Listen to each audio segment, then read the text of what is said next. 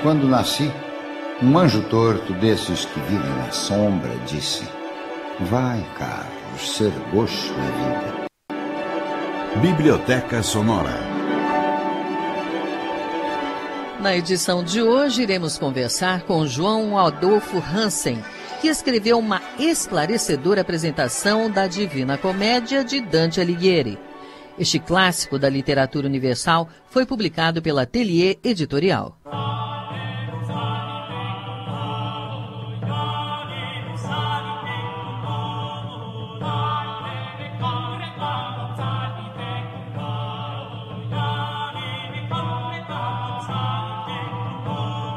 A sua apresentação da Divina Comédia é bastante esclarecedora, pois além de analisar esse livro, o senhor também abordou os personagens citados por Dante Alighieri. Professor João Adolfo Hansen, quais as principais dificuldades e desafios que o senhor enfrentou nesse seu trabalho? Bom, eu diria que, como eu não sou um especialista em Dante, quando o meu colega e amigo Plínio Martins me convidou para fazer uma introdução ao poema, a primeira coisa que eu pensei foi justamente isso. Eu não sou especialista, eu vivo no Brasil e eu devia pressupor a enorme quantidade de coisas que vêm sendo ditas sobre ele desde pelo menos o século XV. Agora, eu então pensei que, como introdução, eu deveria escolher um gênero bastante didático, então eu fiz um texto o mais possível claro, expondo ao leitor, ou tentando expor ao leitor, aquilo que me pareceu fundamental para ler o poema,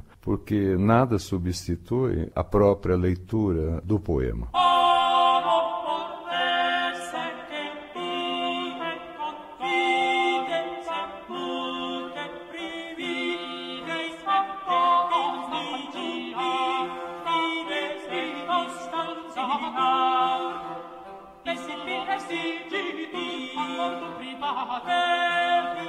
Uma das grandes dificuldades que eu tinha era justamente a do intervalo temporal que nos separa da época do Dante. Evidentemente, o momento que ele vive no século XIV e no século XIII são outras categorias de pensamento, outros valores éticos, morais, outro modo de entender a experiência do tempo histórico e outros modos também de definir a própria poesia. Então, eu tive para ler o poema de me inteirar também sobre a metafísica escolástica e os modos de ordenação poética conhecidos pelo Dante no seu tempo. Isso me fez pensar, por exemplo, que, de um lado, ele e os poetas do tempo dele conhecem latim, eles falam latim, eles leem latim, e, nesse sentido, o grande costume latino, quer dizer, a grande poesia latina, Virgílio, Ovídio, Horácio, Lucano, etc. Ao mesmo tempo, a gente sabe, por exemplo, que a própria forma poética da comédia, que é a terça rima, o terceto, é uma invenção dos poetas provençais. Você se lembra, por exemplo, que no Purgatório o Dante situa um grande poeta provençal, que é o Arnaud Daniel, que diz coisas fundamentais para a gente entender a presença da Provença no poema. E, além disso, havia também, no tempo dele, aquilo que em italiano é o dolce stile nuovo, o doce estilo novo, que era uma invenção mais ou menos recente de um poeta mais velho que ele, que era o Guido Guinizelli, e um poeta que foi amigo dele, que é o Guido Cavalcanti. É claro. Então, nesse sentido, um dos problemas também que eu tinha era me inteirar sobre esses três grandes costumes poéticos, quer dizer, os latinos, os provençais e os poetas do estilo novo, a que o Dante dá continuidade, porque ele condensa os três e ele afirma que ele supera os três no poema.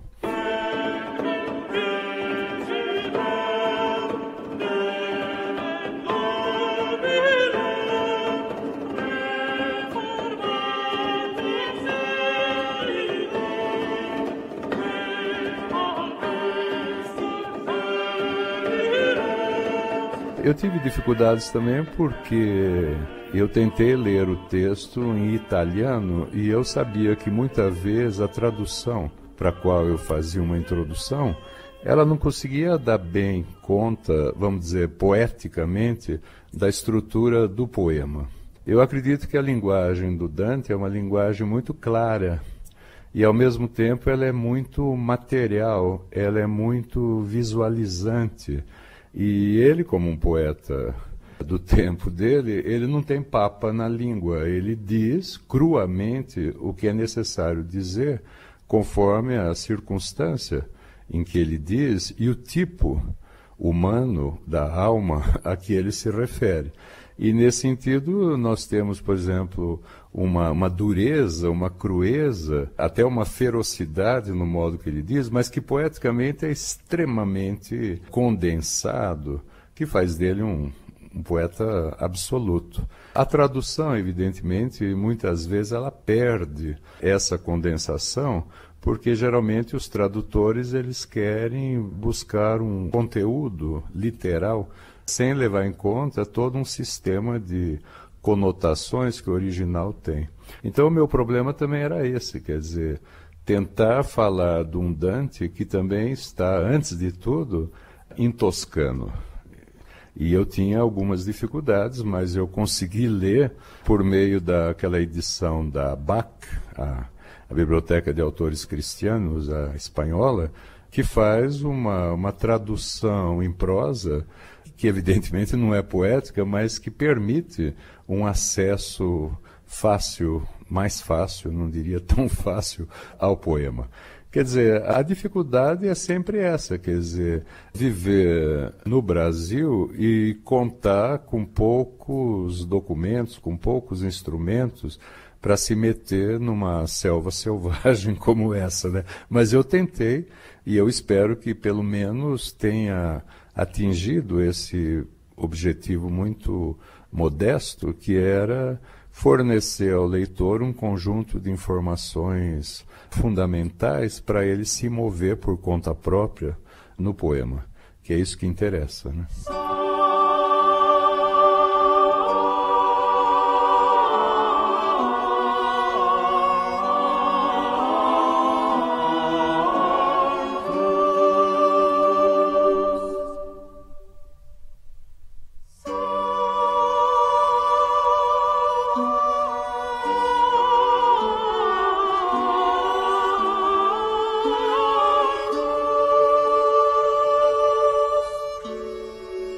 À meia-idade da terrena vida, perdido achei-me numa selva escura, a senda certa estando já perdida.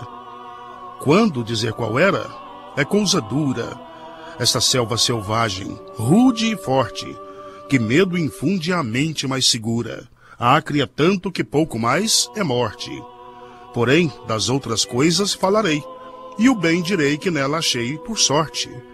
Ignoro como na floresta entrei, com tanto sono estava em meu roteiro, que o rumo certo abandonei. Professor João Adolfo Hansen, o senhor poderia comentar como Dante estruturou o seu livro e por que os números 3 e 9 são tão importantes para o poeta? Bom, antes de tudo eu acredito porque, antes de tudo, o Dante, como um cristão medieval, ele acredita em Deus. Deus é o pressuposto absoluto de todo o pensamento dele. Agora, Deus, segundo a teologia, ele é uno e trino. Nós temos a unidade de Deus e, simultaneamente, a Santíssima Trindade, o Pai, o Filho e o Espírito Santo. E cada um deles encarnando uma primordialidade teologal, quer dizer, a potência do Pai, o amor do Espírito, a sabedoria do Filho. Então, quer dizer, essas três grandes primordialidades, a sabedoria, a potência e o amor, estão presentes no número 3. Eu lembro também que no além cristão, nós temos 3 estados da alma, ou seja, o inferno, o purgatório e o paraíso.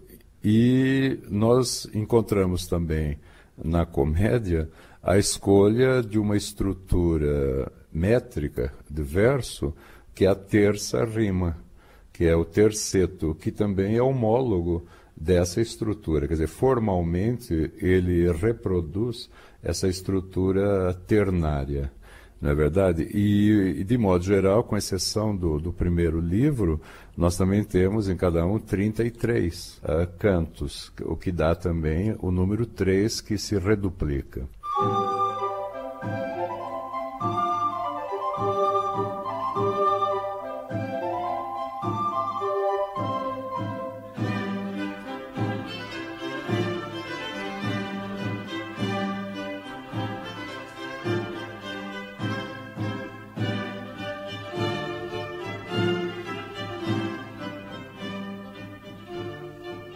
Agora, o 9, me parece que ele refere uma experiência que o Dante conta num livro de juventude dele, que é a Vita Nova, a Vida Nova, onde ele conta que aos 9 anos de idade, quando ele é menino, ele vê Bice. A Bice, que é a Bice Portinari, que é uma menina de Florença que ele vê à distância e pela qual ele se apaixona absolutamente, de um modo que hoje nós diríamos platônico. Ele foi fiel a essa visão do amor sempre, e ele conta também que ele a reviu quando ele tinha, eu acredito, 19 anos.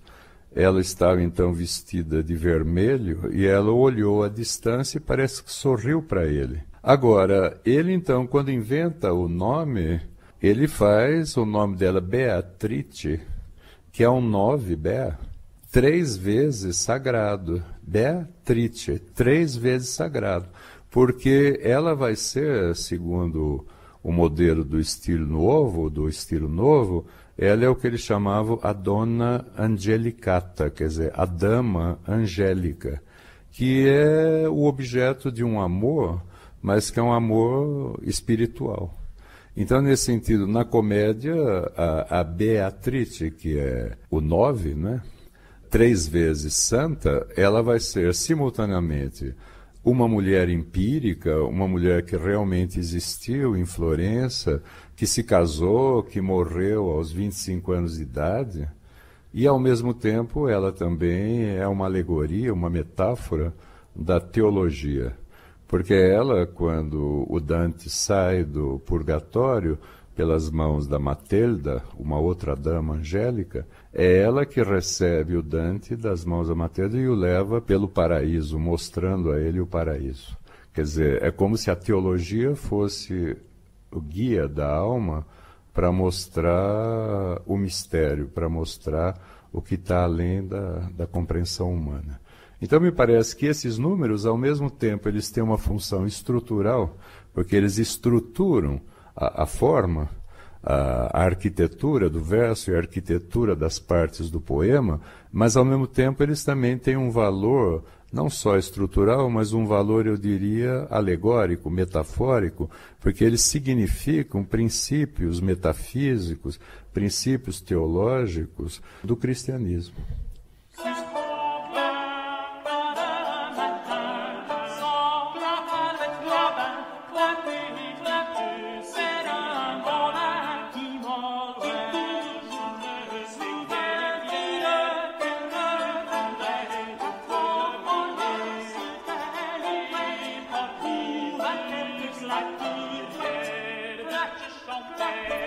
Segundo a professora Leila Perroni Moisés, a obra de Dante está sempre em alta na bolsa literária. Professor João Adolfo Hansen, quais os aspectos da Divina Comédia que mais lhe agradam? O que mais me agrada na Divina Comédia é, eu diria, a coragem do Dante, a energia que ele tem de enfrentar a situação política absolutamente violenta e problemática do seu tempo, dando a ela uma transfiguração superior que é o próprio poema. Uma segunda coisa que eu acredito que nele agrada muito é o modo como ele é absolutamente sintético, como ele condensa muita coisa. Por exemplo, no Purgatório, quando ele encontra a Pia dei Tolomei, ela, para dizer quem ela é, ele faz que ela diga: eu sou a Pia Siena, me fez, desfez-me Marema. E ela diz, Siena me fece, desfece-me Marema. Quer dizer, é totalmente condensado, porque a gente tem o momento do nascimento, quer dizer, Siena me fez, e o momento da morte, quer dizer, desfez-me Marema.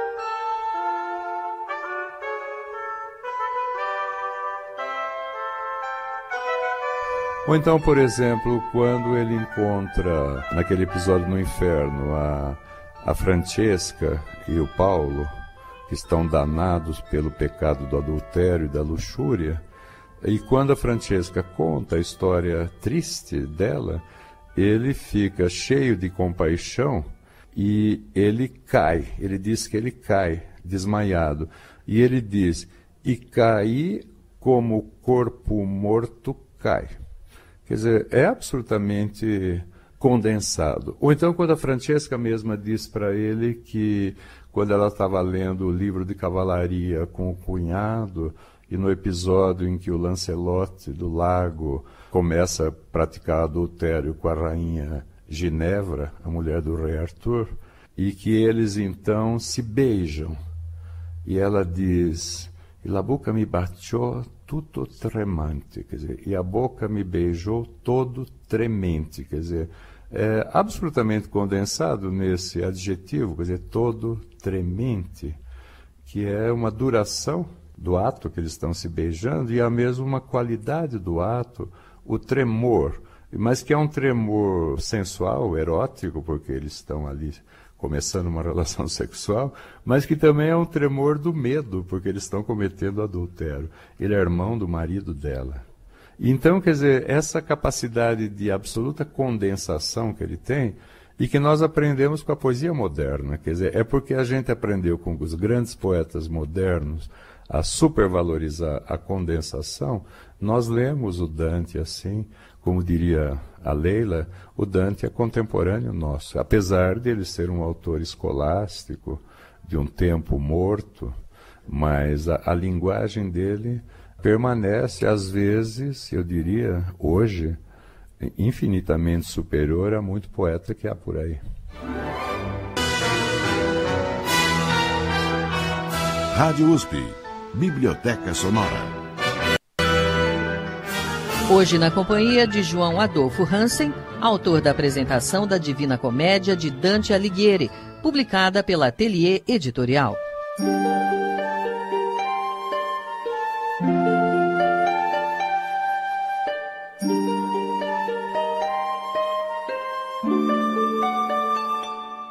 Enquanto pela encosta deslizava, alguém eu vi que fraco parecia, pelo silêncio longo que mostrava.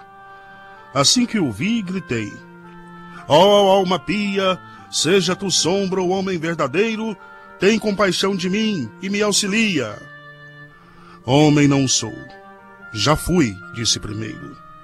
Meus pais foram lombardo-mantuanos, ainda que no tempo derradeiro nasci sob Júlio e em Roma longos anos vivi, de Augusto no governo régio.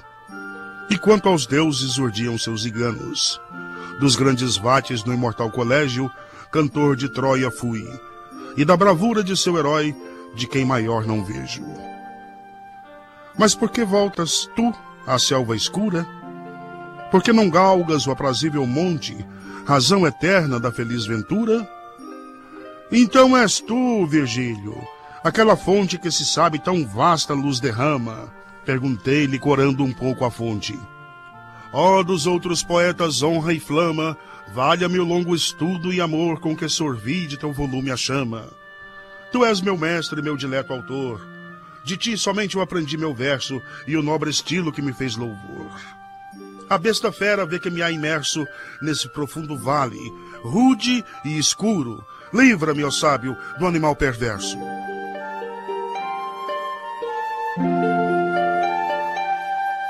Dante percorre o inferno e o purgatório na companhia de Virgílio, a quem o poeta chama de meu mestre.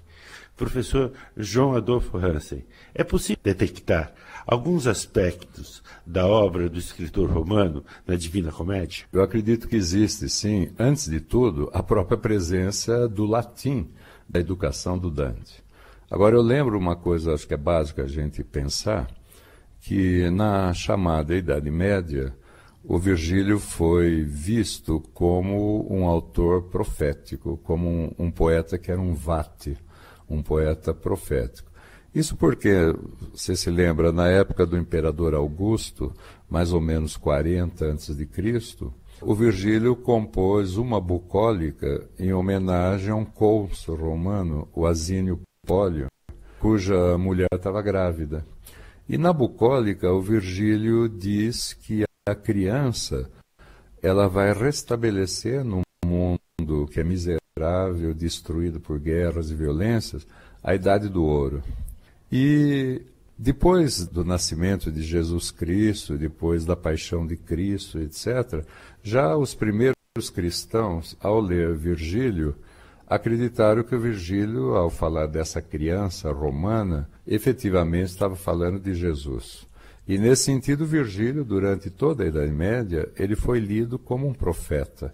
Então, quando ele diz assim ao Virgílio, tu és o meu mestre, aquele que me ensinou a ser um autor, tu és o meu autor, ele está falando justamente dessa qualidade máxima que eu acho que existe na poesia do Virgílio, que é uma espécie de piedade, uma espécie de compaixão pelas coisas, pelas lágrimas das coisas, como diz o Virgílio. Então, nesse sentido, me parece que Virgílio é para ele uma condensação de todo o mundo antigo.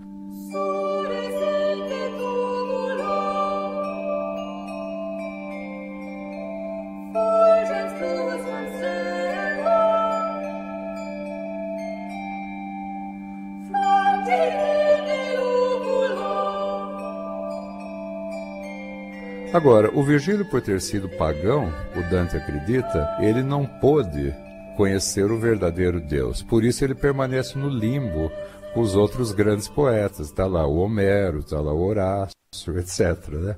O próprio Dante vai dizer no fim do Purgatório, pela boca da Matilda, ele vai dizer, aqui a morta poesia ressurge. Porque quando ele passou pelo inferno, ele teve que levar a poesia ao fim do fim dela para fazer uma experiência da dor, do pecado. A própria poesia morreu. E agora, a morta poesia ressurge, a ideia de que agora, quando ele está purificado no purgatório, ele vai fazer a grande poesia cristã que supera aquilo que a poesia latina do Virgílio tinha profetizado, mas que não pôde realizar por ele ter sido pagão, percebe? Então o Virgílio me parece que ele é um elo de passagem entre dois mundos poéticos, mas também que se rebate nessa concepção teológica do mundo. Ou seja, Virgílio profetizou algo que não pôde ser completado por ele, porque ele era pagão. Mas ele, Dante, ele continua Virgílio, superando Virgílio, porque ele conhece o verdadeiro Deus.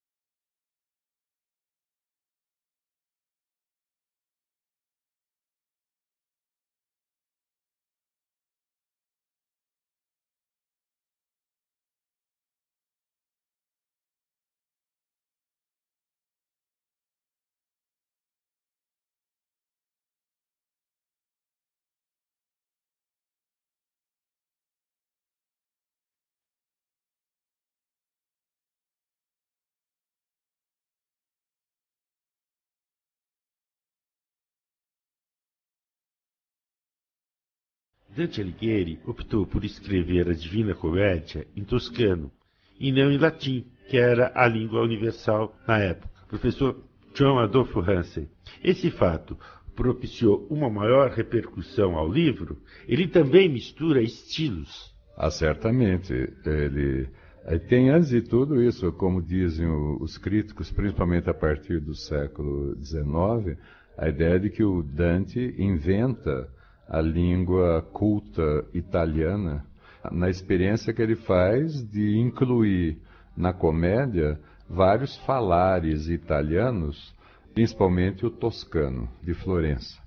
E nesse sentido ele seria um poeta que faz uma experiência de mistura de falares numa forma poética que de alguma maneira os unifica e ultrapassa a particularidade de cada um, servindo de modelo para o que vem depois, nesse sentido.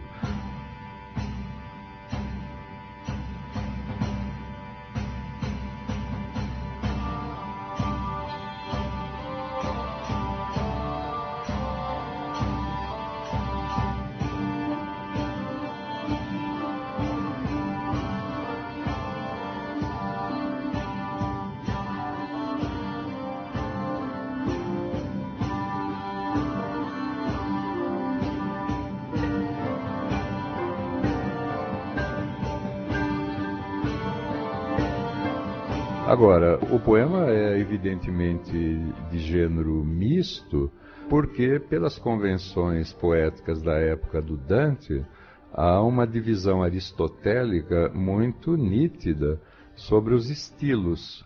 Então, por exemplo, se o poeta vai falar de seres danados, condenados, pecadores, ele sabe que eles são deformados por pecados, pelos vícios. E ele sabe também que, aristotelicamente e também cristamente, o vício é sempre um excesso em relação ao meio termo racional que seria a virtude. E nesse sentido, para dar conta desse excesso, a única linguagem adequada é uma linguagem baixa, que na época do Dante era cômica. Era uma linguagem cômica que propõe deformações. Então, por exemplo, a descrição dos demônios, da forma deformada deles, feia, a descrição que ele faz das lagoas do inferno que fedem, por exemplo, a descrição que ele faz de um rio ou um lago de sangue, onde fervem os criminosos, assassinos, etc. Tudo isso é gênero cômico. Agora, à medida que o leitor vai subindo até o paraíso, no paraíso a gente chega a uma espécie de metafísica da luz, onde o estilo ele vai se rarefazendo. O inferno é extremamente visual, visualizante. Agora, quando a gente chega ao paraíso, o Dante já não descreve mais formas empíricas que a gente visualize. Ele fala agora de reflexos, fulgores, luminescências, brilhos, radiâncias, luz, porque ele está perto do sublime, porque o estilo sublime é o elevado, adequado.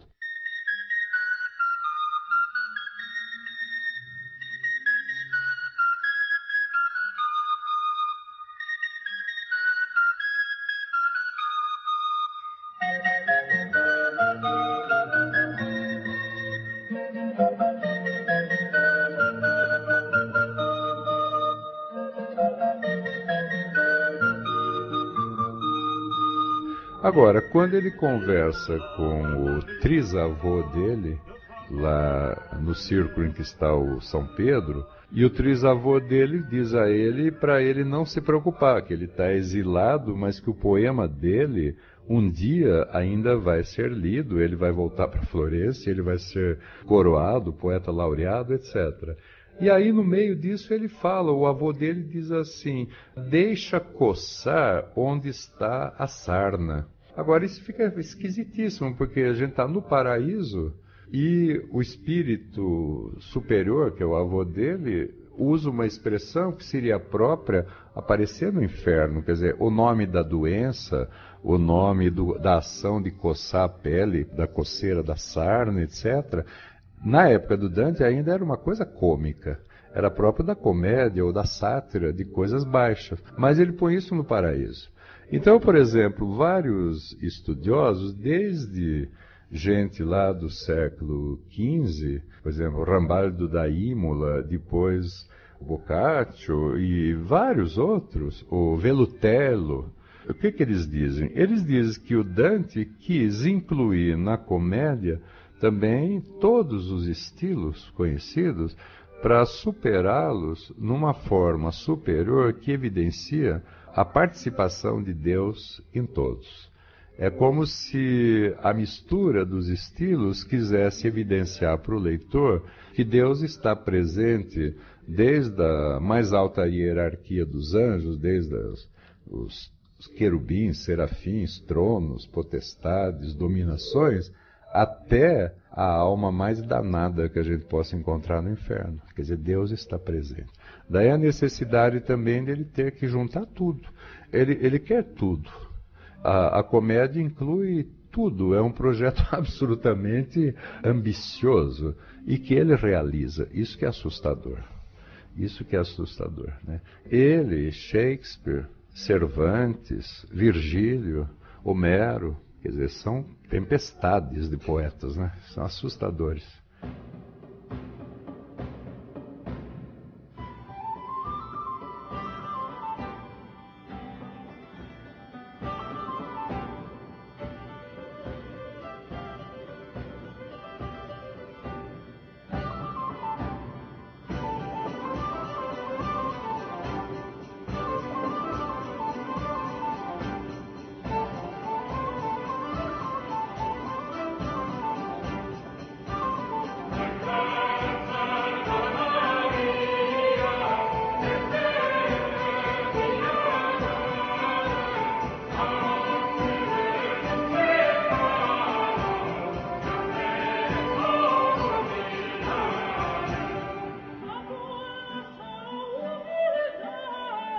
Professor João Adolfo Hansen, o senhor poderia comentar o contexto histórico, literário e político em que Dante está inserido? O Dante, nós não sabemos muito bem a data exata do nascimento, nós sabemos que ele é de um dia de maio, a partir, acho que de 1260 e poucos, do século XIII. E nós sabemos que ele morre em 1321, ele tem 56 anos de idade. Ele é um italiano, vamos dizer assim. Eu não diria italiano porque nesse momento não existe a Itália unificada. A gente tem várias cidades, geralmente em luta umas contra as outras. É uma luta política, é uma luta muitas vezes econômica e uma presença contínua da França e das intervenções do Papa em Roma, né? Volta e meia, os reis franceses invadem as cidades, fazem guerras, as alianças são sempre muito precárias e praticamente eu acho que nesse tempo há uma divisão nítida, que é uma divisão entre os guelfos e os gibelinos. Basicamente os gibelinos são partidários do imperador, do Sacro Império, e os guelfos são partidários do Papa. O Dante, a gente não sabe muito bem, a família dele parece que era guelfa, mas ele mesmo tem uma hipótese que seria gibelina no seu tempo, que é a ideia de uma separação necessária entre o poder temporal e o poder espiritual. Ele acredita que o Papa não tem poder em assuntos temporais. E ele acredita então que, como ele vai dizer lá no De Monarquia, que a presença de um bom governante, que seria um bom imperador, deveria garantir as condições de paz suficiente para que os homens, individualmente e em grupo, pudessem ter uma vida produtiva, uma vida útil, pacífica, ordeira, para justamente poderem ter uma vida espiritual, que seria justamente a vida regrada pelo Papa. Ave Maria,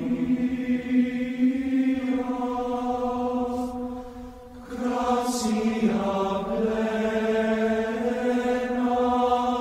Dominus tecum, benedicta tu in mulieribus. Agora, essa hipótese fere a pretensão de domínio que os papas do tempo dele pretende ter nas questões temporais. Então, nesse sentido, nós percebemos desde o início uma oposição e o que vai ser a causa também do exílio do Dante, justamente pelos partidários do Papa, quando eles tomam o poder em Florença. E depois as condições humilhantes que eles impõem ao Dante para voltar, a multa excessiva que ele não paga, e mais tarde a sentença de morte, que se ele volta, ele vai ser queimado, amarrado numa estaca, ele vai ficar acho que mais de 20 anos sem voltar a Florença. E me parece que nessa circunstância de violentas lutas políticas, que pressupõem sempre, vamos pensar assim, as cidades, Florença, Arezzo, Siena, Pisa, Gênova, Veneza, por exemplo, o Papa em Roma e os reis de França frequentemente invadindo a Itália. Também Nápoles, do sul, e o Dante, nessa circunstância, defendendo uma tese da separação do poder temporal do espiritual, que contraria justamente a doutrina ortodoxa do Papa em Roma. É por isso que ele põe, por exemplo, o Bonifácio no inferno. E fazendo São Pedro dizer que eles transformaram a cruz de Cristo, o ensinamento de Cristo, em pus. É muito violento.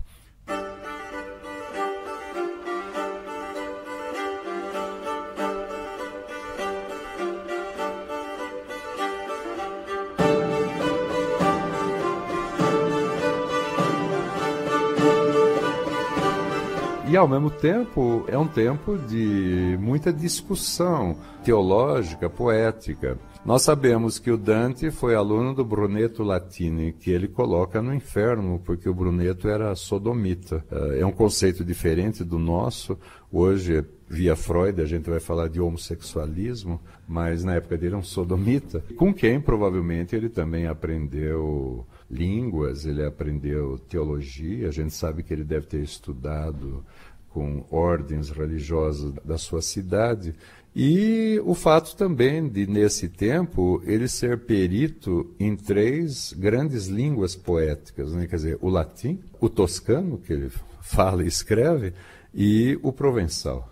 E, nesse sentido, me parece que a gente teria que cruzar essas várias determinações políticas, econômicas, desses conflitos todos, e o que interessa não são propriamente elas, mas a forma poética que ele dá a elas quando ele as transforma no poema. Quer dizer, o poema é uma diferença radical em relação a elas, que é preciso muitas vezes do entendimento delas para a gente entender o poema. Mas o poema não se reduz a elas porque ele é uma obra de arte. É claro que tem uma autonomia, pelo menos relativa.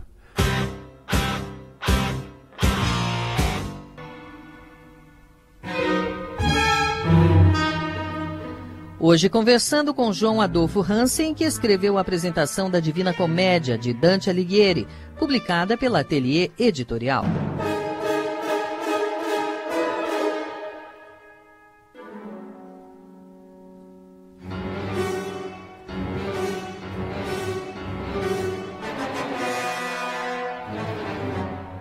Canto 1 do Inferno. Tradução: Augusto de Campos. Música: Arrigo Barnabé, Mané Silveira e Paulo Braga.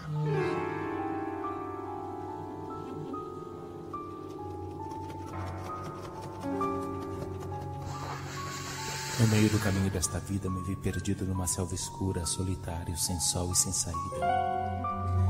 Ah, como armar no ar uma figura dessa selva selvagem, dura, forte, que só de eu pensar me desfigura. É quase tão amargo como a morte, mas para expor o bem que eu encontrei, outros dados darei da minha sorte.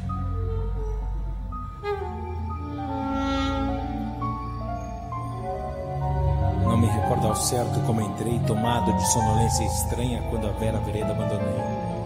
Sei que cheguei ao pé de uma montanha, lá onde aquele vale se extinguia, que me deixara em solidão tamanha. E vi que o ombro do monte aparecia vestido já dos raios do planeta que a toda a gente pela estrada guia.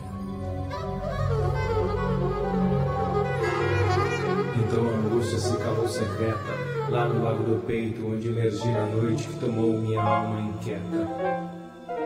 Na sua apresentação, o senhor lembra que essa Pound dizia que para nós é mais fácil imaginar o inferno do que o paraíso. Por quê, professor? Eu disse isso, e eu acho que o Pound também pensava isso, porque, obviamente, a história é destruição, não é? Toda a história humana é destruição. Quer dizer, nós falamos dela depois que estão todos mortos. E o processo que ela executa no tempo, a história vai deixando um rastro violentíssimo de sofrimento, dor, morte, sem nenhum sentido, a não ser aquele que a gente produz aqui agora para ela. Então me parece que para nós, homens, é muito mais fácil figurar um inferno, porque geralmente o inferno é a nossa condição cotidiana. Agora, um paraíso é algo extremamente difícil. O paraíso é uma utopia. Dificilmente a gente consegue imaginar um paraíso. E geralmente quando se imagina um paraíso, nós fazemos um paraíso à nossa imagem e semelhança. Por exemplo, a gente imagina às vezes um Deus vingativo, a gente imagina pecados sendo punidos ou virtudes recompensadas.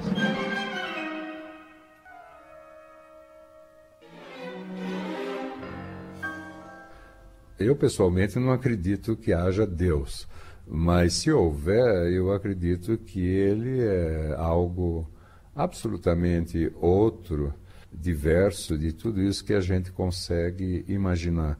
Nós somos fundamentalmente limitados, quer dizer, a nossa experiência é uma experiência, acho que mais próxima daquilo que o Dante figura como inferno do que aquilo que a gente pode supor que fosse um paraíso. Eu citei o Pound porque eu acho que o Pound sabia das coisas. E é também no que eu acredito, quer dizer, a história é destruição sem sentido.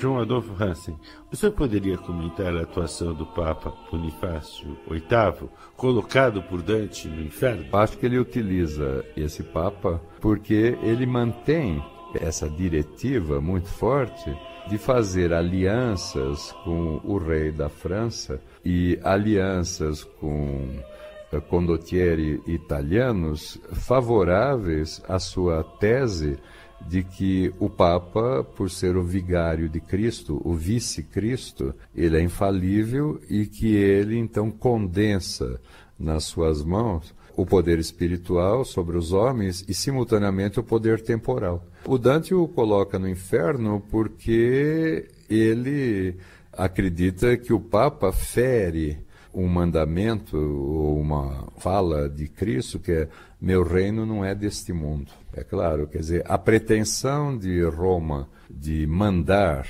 e ordenar, etc., é simultaneamente uma pretensão de poder, e um poder que se envolve no sangue, na violência contra inocentes, segundo o Dante. Segundo ele, o Papa é responsável por guerras, o Papa é responsável por violências, em nome da sua supremacia. Me parece que, nesse sentido, ele amaldiçoou o Papa a ponto de colocá-lo no inferno, nesse sentido.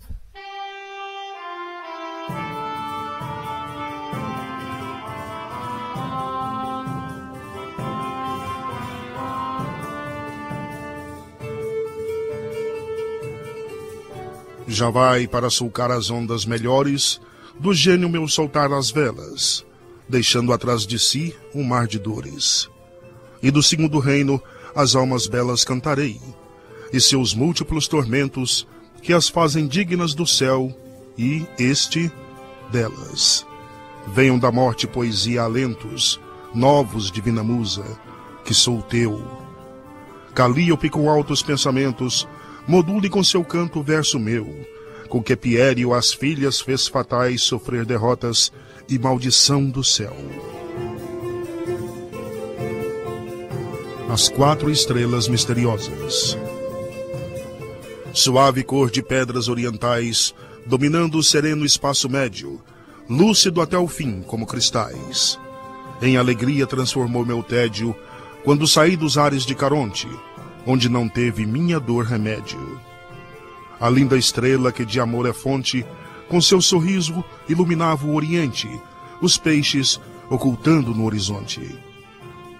Volvendo à minha direita, pus a mente no polo oposto e vi 4 estrelas, somente vistas da primeira gente.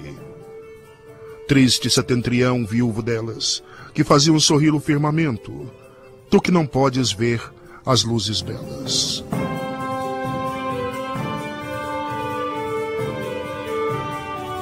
João Adolfo Hansen, o senhor cita Jacques Le Goff. Para ele, antes de Dante, o purgatório era apenas uma abstração teológica. Isso.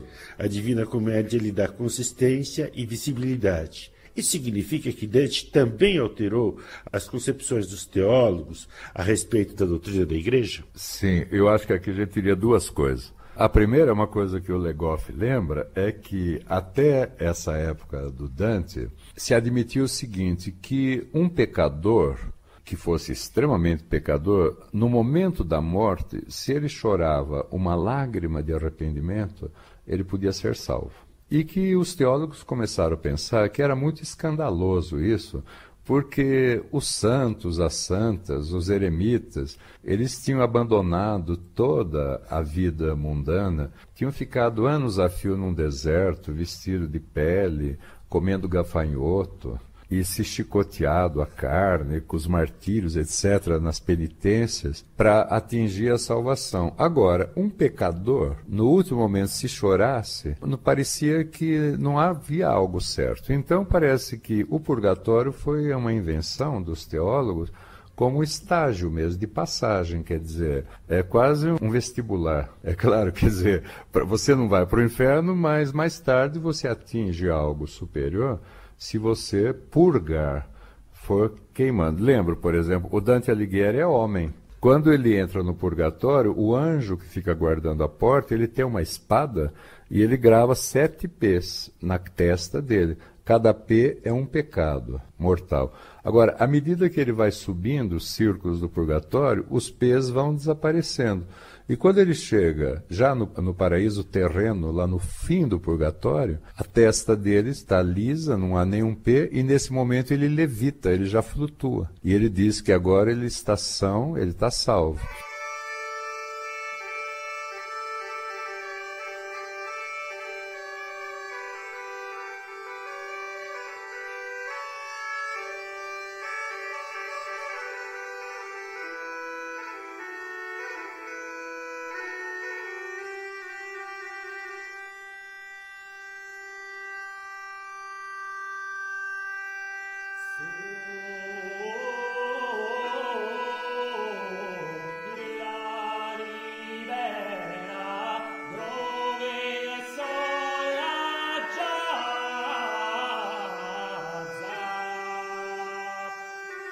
Então era esse modelo. Agora, o Dante dá uma forma, eu diria, poética, uma forma que permite o leitor visualizar aquilo que era só uma abstração. Então, eu acho que ele é o primeiro poeta a dar essa forma poética ao purgatório. Então a gente vê o monte purgatório, as partes que ele tem, as encostas, a vegetação que ele tem, porque ele é diferente já do inferno. O inferno é tudo morto e podre. E depois, os estágios, o tipo de alma que há, o como eles rezam, o tempo que eles passam ali, invertendo simetricamente os pecados do inferno, até chegar ao fim.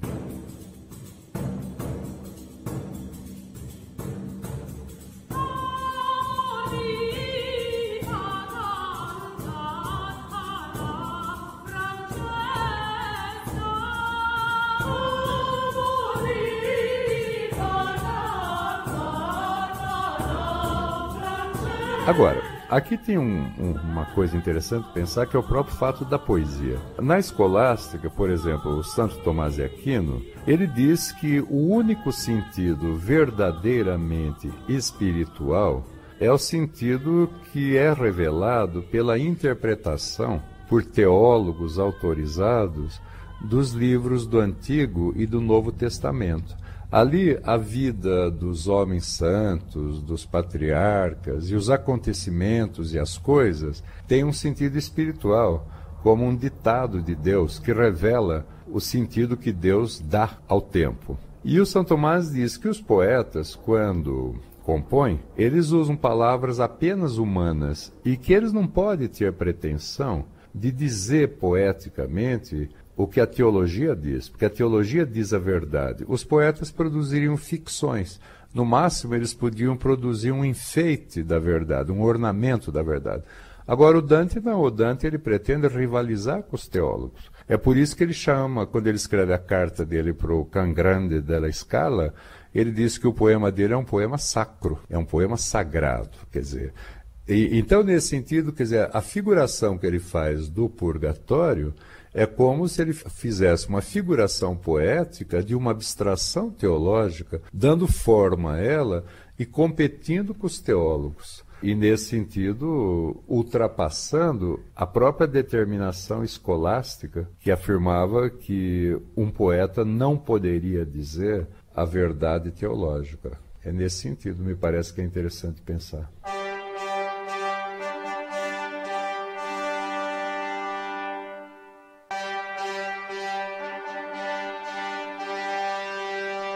Um anjo torto desses que vivem na sombra disse: vai, Carlos, ser gosto é vida. Biblioteca Sonora. Na edição de hoje, iremos concluir a nossa entrevista com o professor do Departamento de Letras da USP, João Adolfo Hansen. Ele escreveu uma esclarecedora apresentação ao poema Divina Comédia de Dante Alighieri. Este clássico da literatura universal foi publicado pela Atelier Editorial.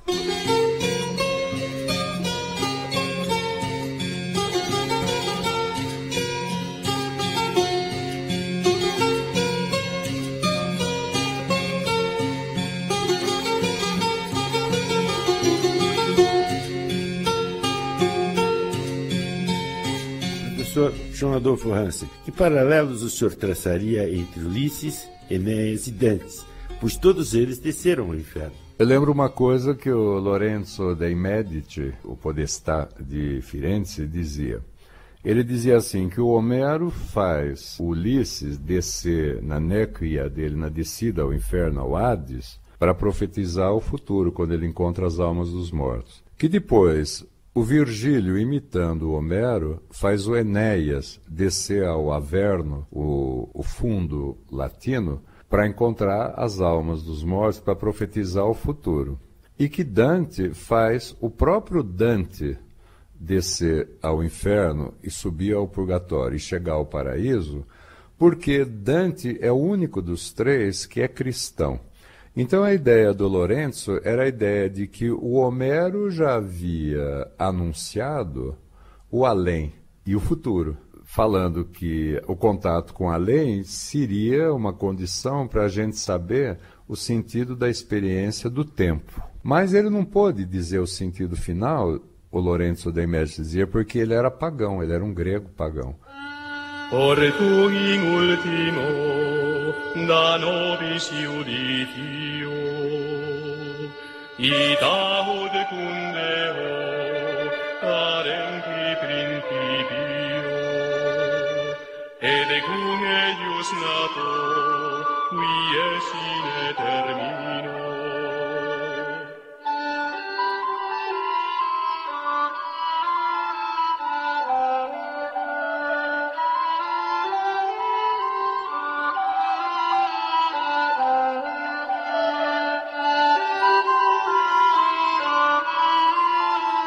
O Virgílio imitou idem com batatas, quer dizer, ele também era um latino pagão. Agora, o Dante, por ser cristão, ele manda agora não um personagem fictício como Ulisses ou Enéas, mas ele se manda a si mesmo. Quer dizer, há dois Dantes, então.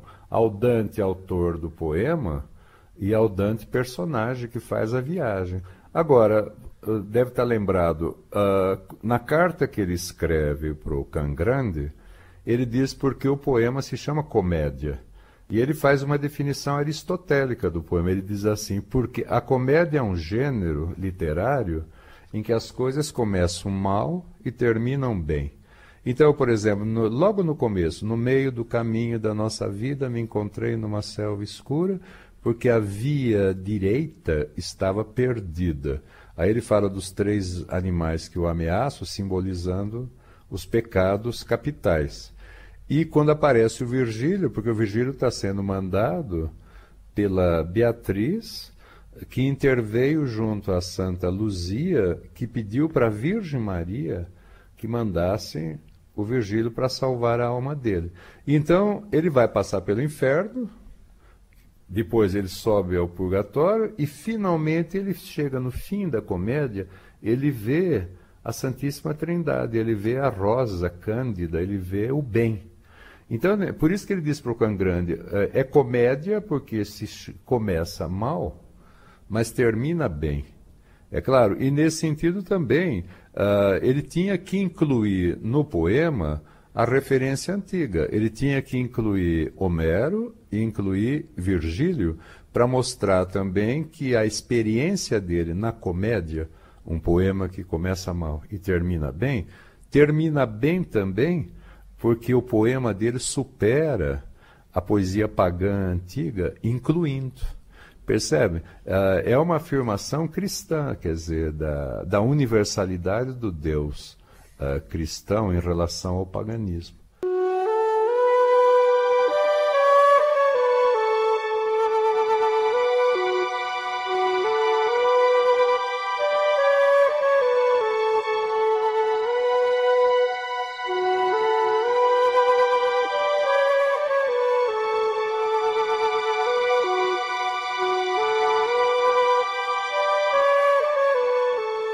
Então, nesse sentido, me parece também que, enquanto o autor da Eneida, o Virgílio, tem essa função profética, e ao mesmo tempo ele é um ente de razão, ele representa a razão que orienta o poeta pelo inferno e pelo purgatório, o Ulisses também tem uma representação do próprio Dante. O Harold Bloom lembrou isso quando o Ulisses conta a sua própria história, lembro no Inferno, o Ulisses diz ao Dante o seguinte, que quando acabou a Guerra de Troia, ele podia voltar para Ítaca, ele preferiu deixar a mulher, deixar o filho esperando para explorar o mar tenebroso, Oceano Atlântico, onde ele morreu. E ele fala isso com absoluto orgulho, quer dizer, eu enfrentei o desconhecido. E o Bloom vê na figura do Ulisses uma metáfora do próprio Dante, quer dizer, o orgulho do Dante, quer dizer, eu, florentino, de origem, mas não de comportamento, eu, florentino, assim, eu não quero voltar para a minha cidade enquanto ela for corrupta como ela permanece. Eu prefiro o exílio, como Ulisses preferiu morrer no mar tenebroso. Quer dizer, nesse sentido, eles têm essas funções todas.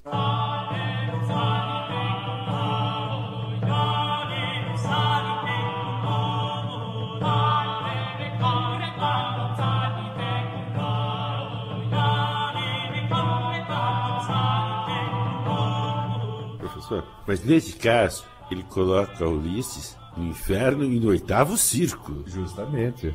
Não, porque Ulisses é um grande mentiroso e um traidor, né? Um falsário. É preciso. O Dante odeia justamente a traição. É interessante pensar que no último círculo, no fim do fim, lá na Antenora, Caína, Ptolomeia, estão justamente os traidores. Os traidores da amizade, os traidores da pátria, os traidores de Deus. Lembra, por exemplo, na boca de Lúcifer, a gente tem Judas, Cássio e Bruto. Quer dizer, Judas traiu o próprio Deus, Jesus, e Cássio e Bruto traíram o amigo, traíram César. Mas traíram também porque Júlio César era a autoridade imperial do império. Júlio César é uma metáfora também do imperador do Sacro Império. Então o Dante, mais uma vez, está falando aquilo que a águia também vai falar lá no Paraíso, que o verdadeiro poder não é o Papa, o verdadeiro poder é o imperador, do Sacro Império Romano. Quer dizer, César Júlio, que foi assassinado, ele antecipa, ele profetiza o imperador contemporâneo do Dante. Tem essa visão figural da história, né? Então, nesse sentido, é por isso que ele põe os traidores lá do passado, Bruto e o Cássio, na boca esquerda e direita do Lúcifer, que os mastiga. Da mesma maneira, é como se ele prometesse: os traidores hoje, no meu tempo, pode esperar a mesma coisa. Agora, o Ulisses é o falsário, o Ulisses é o mentiroso, né? E por isso também ele merece. A gente pode ter admiração por ele, porque geralmente os tipos infernais, eles são muito decididos também, né? A gente tem uma admiração, a gente gosta da Francesca, né? A gente acha muito simpáticos alguns lá no inferno. Não todos, é claro, mas alguns são muito interessantes.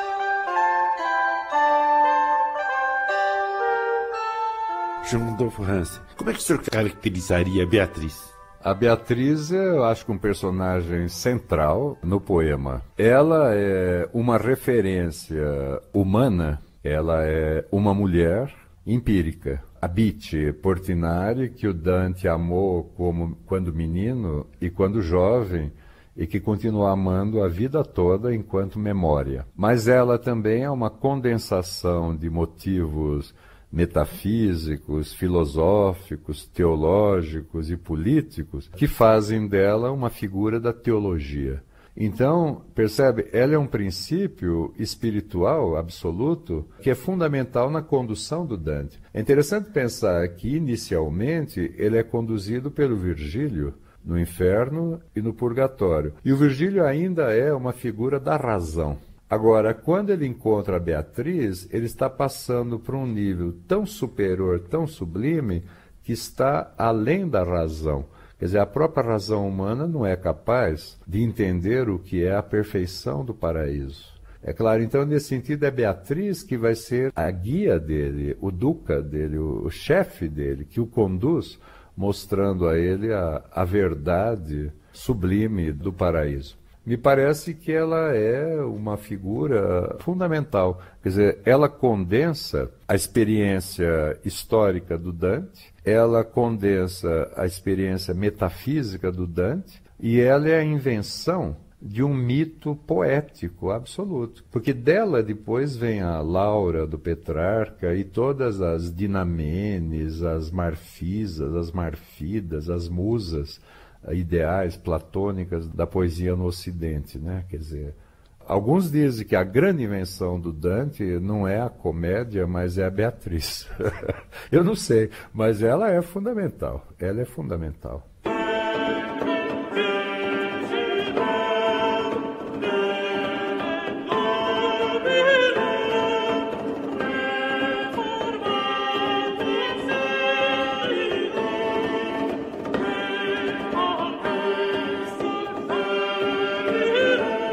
Professor João Adolfo Hansen, quais os personagens que o senhor considera mais impactantes na Divina Comédia? Eu já te falei, eu gosto da Francesca, que é muito comovente a declaração de amor dela e, ao mesmo tempo, a separação eterna dela do amante, porque eles giram num torvelinho, né? Como estorninhos, o Dante sugere, como pássaros que são levados pela ventania quando chega o inverno, né? Eternamente e sem esperança, porque o inferno é barra pesada, né? É um estado assim de absoluto desespero. Eu gosto do Ulisses, eu gosto muito do Ulisses, do orgulho, da arrogância que ele tem, que eu acho que é a arrogância do Dante também. Eu gosto do próprio Dante, o personagem. Eu acho admirável o Virgílio, o modo como ele trata o Virgílio. Eu gosto da Matilda. Eu gosto, por exemplo, da conversa que ele tem do Farinata e do Brunetto e do Guido, do pai do Guido, do Cavalcanti, principalmente o Cavalcanti e o Farinata, inimigos, mas juntos ali na fossa infernal.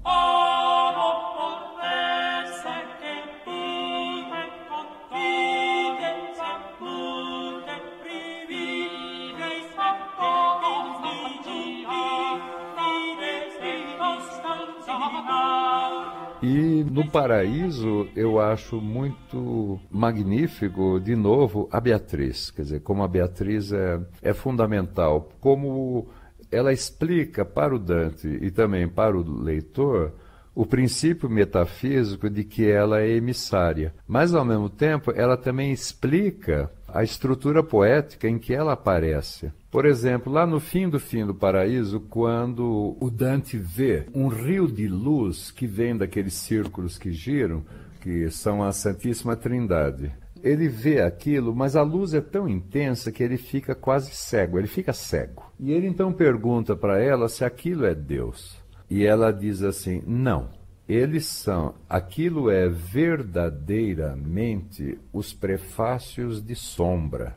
Ela diz que aquilo que ele vê ainda é um prefácio, quer dizer, uma antecipação de uma visão que ele nunca vai ter, porque o que ele vê ainda é a sombra de Deus. A luz que o cega é sombra. Então, nesse sentido, quando ela diz isso, ela também está enunciando que o lugar em que ela aparece, e o paraíso, ele é todo feito pela metafísica da luz, que o Dante aprendeu lendo o Dionísio, o Areopagita, lendo Plotino, percebe? Ele está em pura metafísica da luz. E que fornece para a gente, como leitor, uma hipótese crítica. A gente pensa assim, como que a gente figura o infigurável? Como a gente dá forma a seres que não têm forma? Porque seres puramente espirituais, eles são puramente imateriais. Então eles não têm a determinação, o limite da forma. E o Dante é muito astuto nisso, porque ele sempre diz que ele está vendo luzes,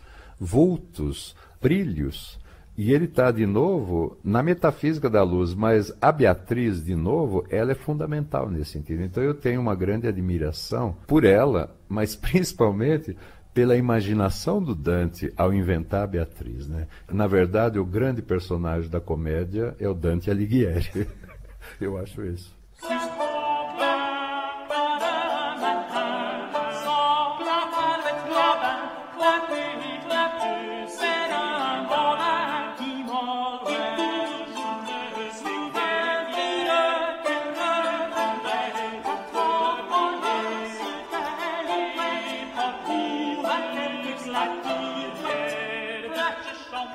João Adolfo Hansen, o senhor não gostaria de abordar algum tema, alguma questão da Divina Comédia, ou mesmo do Dante Alighieri, que nós não tenhamos tocado? Há uma coisa que eu tratei no meu texto, que é o modo como Dante narra. Porque o poema tem uma estrutura como uma galeria, como se fosse um corredor. Quer dizer, nós vamos desde o começo acompanhando o Dante e o Virgílio, e a gente vai passando como se estivesse num corredor longo, descendo os círculos do inferno, depois subindo os do purgatório, e depois que o Virgílio deixa, junto com a Beatriz, subindo os do paraíso. E é assim, como se a gente tivesse aberto uma porta numa galeria e andado até o fim dela e fechando a porta no final. Agora, em cada momento dessa galeria, ele compõe quadros onde acontece uma cena dramática. Por exemplo, no inferno, uma alma danada aparece, ou ele vê, e ele então faz uma pergunta ao Virgílio, para que o Virgílio explique a ele. Agora, quando o Virgílio geralmente vai dar a resposta, acontece um novo acontecimento, que o Dante então conta. Agora, ele produz com isso no leitor uma expectativa, porque contou o novo acontecimento, mas o leitor fica esperando que ele conte quais foram as respostas que o Virgílio deu para aquilo que tinha acontecido antes. Isso vai acumulando uma espécie de tensão no poema, que o Dante também sempre enuncia. Ele diz assim, que o dizer não é o fazer. E que aquilo que se faz não cabe necessariamente em palavras. E que muitas vezes o dizer vem menos aquilo que é o fazer. O dir, il fare, como ele diz. E ele sempre resolve. ele sempre acha um modo de manter essa atenção, porque novos acontecimentos estão ocorrendo a todo momento, novas intervenções, novas falas, novas perguntas que ele faz ao Virgílio, mas sempre, num certo momento, a resposta vem e simultaneamente acontecem novas coisas, o que produz no poema um movimento muito dramático, de uma tensão que está sempre mantida e que produz a ideia de uma simultaneidade de acontecimentos em vários planos. Então me parece que é um modo também extremamente apto de contar.